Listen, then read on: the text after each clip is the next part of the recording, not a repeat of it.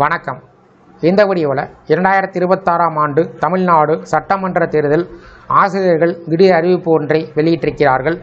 இந்த அறிவிப்பு யார் வெளியிட்டிருக்காங்க, எப்போது இந்த அறிவிப்பு வெளிவந்திருக்கிறது, அவருடைய அறிவிப்பில் இடம்பெற்றிருக்கக்கூடிய முக்கிய அம்சங்கள் என்ன என்பது சார்ந்து கூடுதல் விவரத்தை பார்ப்போம்.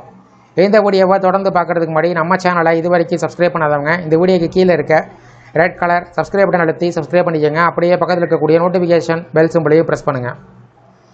தமிழ்நாடு, புதுச்சேரி, கேரளா, அசாம் மற்றும் மேற்கு வங்கம் ஆகிய 5 மாநிலத்தினுடைய சட்டமன்ற பதவிக்காலம் விரைவில் முடிவடைய இருப்பதால் இந்த 5 மாநிலங்களுக்கான தேர்தல் தேதிகளை இந்திய தேர்தல் ஆணையம் மார்ச் மாதம் 15ஆம் தேதி அறிவித்தது.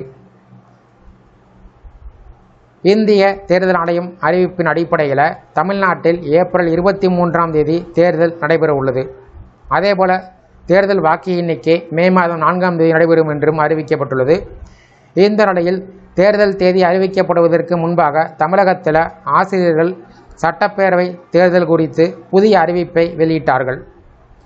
தமிழகத்தில் பெரிய விவாதத்தை ஏற்படுத்தக்கூடிய வகையில் சுமார் 70,000 கணினி ஆசிரியர்கள் சட்டப்பேரவை தேர்தலை புறக்கணிக்க முடிவு செய்திருக்கிறார்கள். அரசு பள்ளிகளில் கணினி ஆசிரியர்களை நியமிக்க வேண்டும் என்ற கோரிக்கையினை முன்வைத்து இந்த கடுமையான முடிவு எடுக்கப்பட்டுள்ளது. இந்தியாவின் பல மாநிலங்களில் 6ஆம் வகுப்பு முதல் 10ஆம் வகுப்பு வரை கணினி அறிவியல் பாடம் கற்பிக்கப்படுகிறது. ஆனால் தமிழ்நாடு அரசு பள்ளியில் இந்த பாடம் இன்னும் முழுமையாக அறிமுகப்படுத்தப்படவில்லை. இதனால் மாணவர்கள் 5 பாடங்களிலேயே கற்கக்கூடிய நிலை ஏற்பட்டுள்ளது. அதேபோல் டிஜிட்டல் கல்வியில் பின்தங்கும் அபாயம் ஏற்பட்டுள்ளது. மத்திய அரசின் சமக்ரா சீக்ஷா திட்டம் மூலம் கணினி கல்விக்கான நிதி வழங்கப்படுகிறது. ஆனால் ஆசிரியர்கள் இது குறித்து கூறியிருப்பதாவது, மத்திய அரசு வழங்கக்கூடிய நிதி என்பது கணினி ஆசிரியர்களுக்கு பயன்படுத்தப்படவில்லை. எமிஸ் ஆபரேட்டர்கள் மற்றும் தனியார் நிறுவனங்களுக்கு மாற்றப்பட்டுள்ளதாக குற்றச்சாட்டு வைத்திருக்கிறார்கள். கேரளாவைச் சேர்ந்த ஒரு தனியார் நிறுவனத்திற்கு லேப் பராமரிப்பு ஒப்பந்தம் வழங்கப்பட்டதாகவும் கூறப்படுகிறது.